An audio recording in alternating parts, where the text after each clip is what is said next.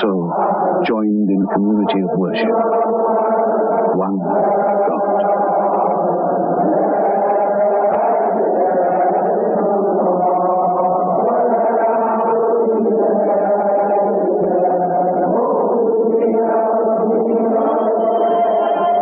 All equal before God, all united in this place of prayer. Each individual soul joined in a community of worship. One God.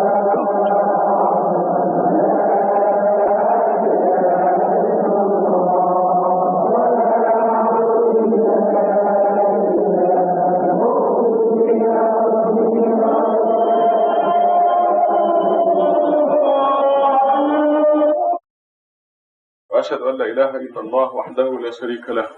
Praise be to God, and I bear witness that there is only one God, Allah. Looks like the rain is delaying a number of people, so I'm going to start with the less important subjects and keep the important subjects to the second khutbah. In this khutbah, I want to talk about the subject for the Muslim perspective that we will be preparing, inshallah, in the next few days. One important subject is, I don't know if it's a new idea, but it's an idea called universal unity. And I'm abbreviating it U and U, universal unity, through devotion to God alone. The idea is that the Protestants are fighting the Catholics in Ireland, the Jews are fighting the Muslims in the Middle East, the Hindus are fighting the Sikhs in India, the Sunnis and Shias are fighting each other in Iran and Iraq. And there is one thing in common among all those people, the Protestants, the Catholics, the Hindus, the Sikhs, the Muslims, the Sunnis, the Shias. This one common bond is belief in God. They all believe in God. So it dawned on me that if we rise above the human factors, if the human race rises above the human factors, such as Jesus, Mary, Muhammad, the saints, and so on, they will be united. There will be no reason to be different. The reason the Sunnis are fighting the Shias is because they reverence different imams, human factors. The reason the Protestants are fighting the Catholics is Martin Luther, a human factor. The reason the Mormons are Mormons is Joseph Smith, and so on.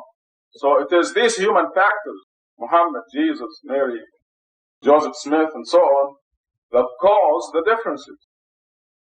If we focus on the one common linkage, that is belief in God, we will have one objective to love, one objective to worship, one and the same.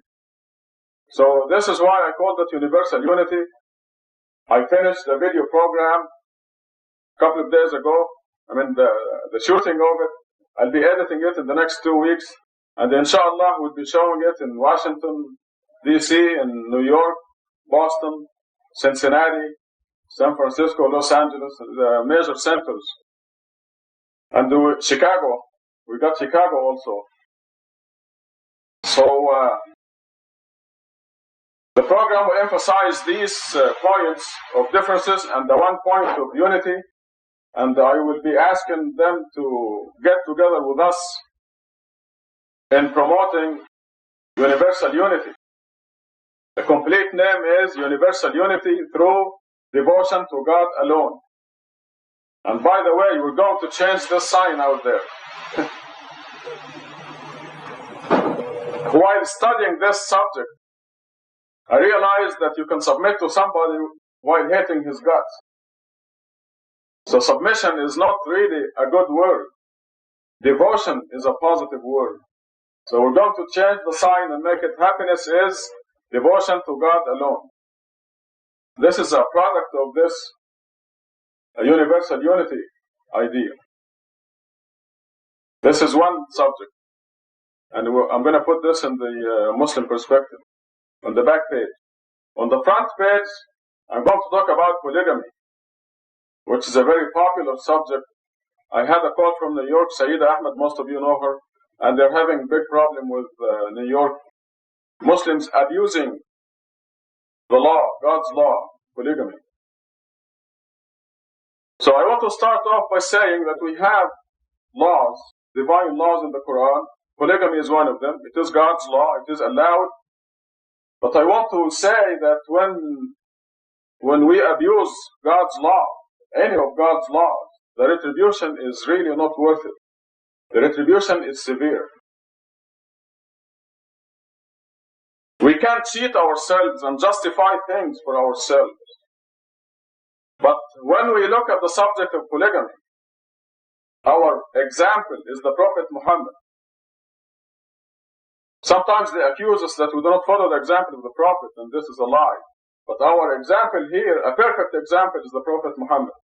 He had one wife until she died. For 25 years, he had one wife. All his youth, from the age of 25 to 50. He had only one wife. He had all his children from her, except one.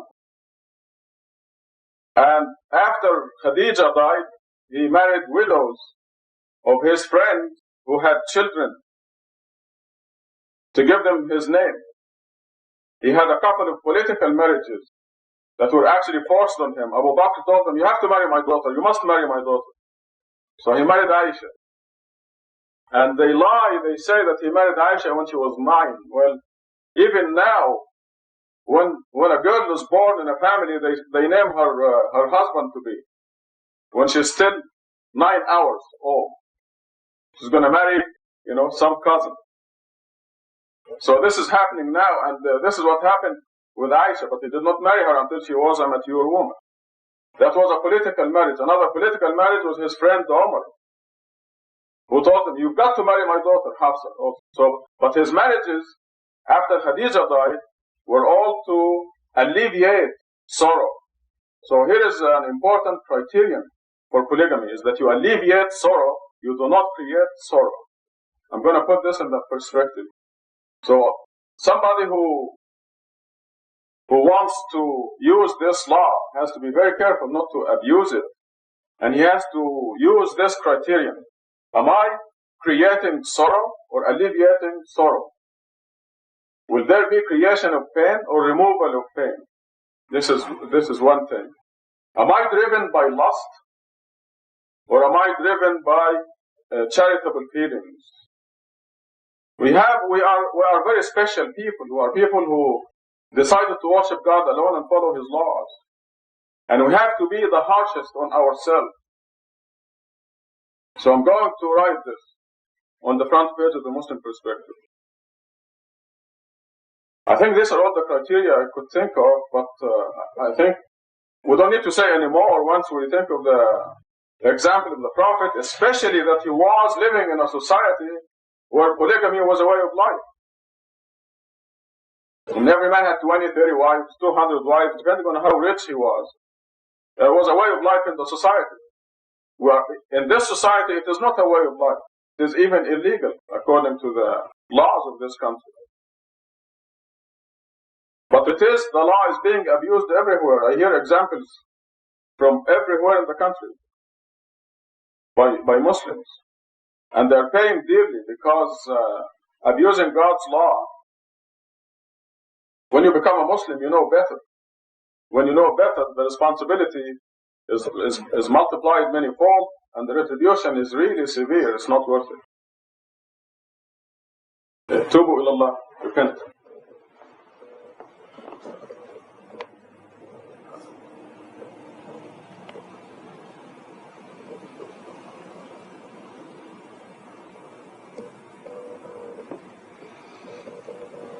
الحمد لله وأشهد أن لا إله إلا الله وحده لا شريك له. The important subject I want to talk about in this khutbah is I was reading the Bible, preparing this book about Jesus, and in one place Jesus tells the people, your problem is that you do not know God. And this happens to be the problem right now. People do not know God. So I'm going to review with you some scientific facts that you already know. Because if we know God, we will understand why every page of the Quran says God alone, worship God alone. And we'll understand the blasphemy of putting human creatures anywhere near God. We live in something called the solar system. And our sun is 93 million miles away. 93 million miles away. This is 93,000 times as much as from here to New York.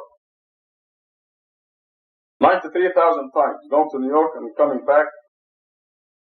93,000 times. That is how far the sun is from us. The light of the sun takes 4 minutes to reach us. That's the speed of light. 93 million miles in 4 minutes. The solar system has 12 planets, maybe more, that they haven't discovered yet. And the sun and the 12 planets around it occupy a distance that goes to 4 billion miles. 4,000 millions of miles. This is our solar system. Our sun is a star, and in our universe there are 1 billion trillion stars. This is stated clearly in the Quran when God says in Surah 40 that the creation of the heavens is a lot more difficult than the creation of the human being. If you can imagine that. But see, we have 1 billion trillion heavenly bodies, only stars. Because there are uncountable decillions of other heavenly bodies associated with those stars. 1 billion trillion stars in 1 billion galaxies. All these are scientific facts. 1 billion galaxies. Our galaxy is called the Milky Way galaxy. And our next door galaxy is 2 million light years away. That's next door. If you live 2 million years and travel at the speed of light, doing nothing else, just traveling at the speed of light, you will go next door galaxy in 2 million years. There are 1 billion of those, billion galaxies. And we learn from Quran that these, now by the way, it will take you something like 100 billion years to just count them, not create them, just to count the stars. They do it scientifically by taking a picture at random of the sky and counting what's in the picture and then multiplying by you calculate the circumference of the earth and the visible stars. This is how but if you count them they take 1 second per star to count. It will take you 100 billion years, day and night, without stopping, just to count them. Now all this we're told in Quran is in the smallest and the innermost of 7 universes. So all this vastness is in the smallest universe. Imagine 7 balls inside each other. The second universe is bigger. The third is bigger than the 2. The third universe, the fourth, the fifth, the sixth, the 7th. Can you imagine the circumference of the 7th universe? How long is it? The circumference. There is no number that can describe that. We do not have, at the time of the Quran revelation, they didn't count beyond 1,000. And now, with our computers, we do not have a number that will, even if you estimate the differences between the 7 universes, and being very conservative, you still will not have a number that will describe the circumference of the 7th universe in light years or millions of light years. Infinity would be the closest and most honest description of the circumference of the 7th universe. If you go to the edge of our solar system, the Earth will be almost invisible. You have to use very, very powerful telescopes in our solar system. If you go to the edge of our galaxy, the earth is absolutely invisible. And on this earth walked a man called Jesus or Muhammad. So the people do not know God. They are unaware of who God is. Because this infinity, the circumference of the seventh universe, we're told in Surah 39, is held within God's right hand. This allegorical description, being withheld within God's right hand, is to tell us how big God is, how great God is, and who God is. Because it is not held within His hands. There's a difference between holding something like this or like this, inside. How much space do you have inside your hand? God is great. And because of this greatness, God is capable of treating you as if you're the only creature in the universe. God has that capability, and He does. He's closer to you personally than your jugular vein. God is great. We cannot understand or encompass the greatness of God. God is capable of treating every ant as if it is the only creature in the universe. Can you imagine the circulatory system of the ant? The heart of the ant does have a heart, and it beats. It's not like our heart, but it does have a heart. It has a circulatory system. And God controls that as if it is the only creature in the universe. So when God says in Surah 53, God is the one who makes you happy or miserable, God is the one who makes you rich or poor, and when we raise the new understanding, which is absolutely essential for you to go to heaven, namely, God is doing everything. We need to know who God is to understand and appreciate that statement. God is doing everything. The only thing we do is choose to be with God or with Satan. This is it. After that, God takes over. And God makes you rich or poor, happy or miserable. God is doing everything. However, misery comes from Satan, but God, in accordance with God's will. So the ultimate doer is God, and we bring the misery on ourselves. We choose to put our finger in the fire or not. So when it hurts, it's because we chose to put our finger in the fire, and it is God's law that when you put your finger in the fire, it hurts. So we bring the pain on ourselves. So if you have any problem of any kind, you just have to ask yourself, why do I have this problem? And you have to dig and find out why and remove the reasons. You have to be honest with yourself. أقم الصلاة. الله أكبر الله أكبر لا إله إلا الله.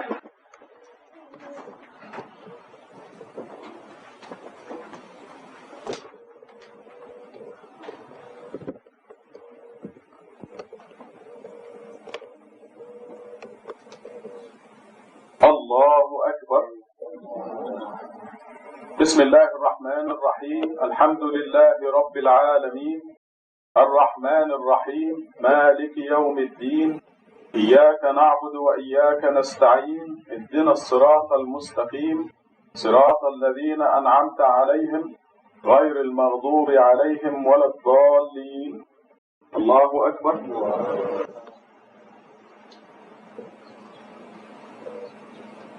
سمع الله لمن حمده. الله أكبر.